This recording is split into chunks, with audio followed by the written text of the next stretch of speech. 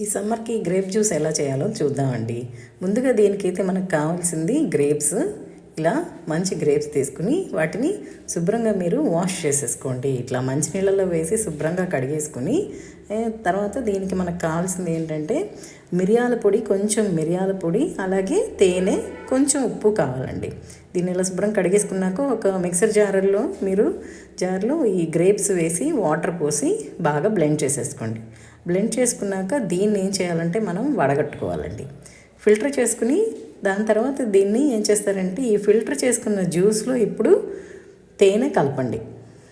తేనె అలాగే దాంతోపాటుగా మనం రెడీ చేసి ఉంచుకున్న మిరియాల పొడి, అలాగే ప్లస్ కొంచెం ఉప్పు, చిటికెడంతా ఉప్పు, ఇవన్నీ వేసి శుభ్రంగా కలిపేసేయండి.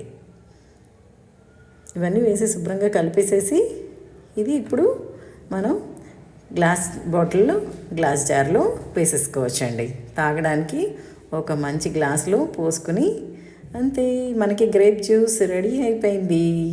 యమ్మీగా ఈ సమ్మర్లో కూల్గా చల్లగా హాయిగా ఈ గ్రేప్ జ్యూస్ చేసుకుని మీరు కూడా ఎంజాయ్ చేసేయండి.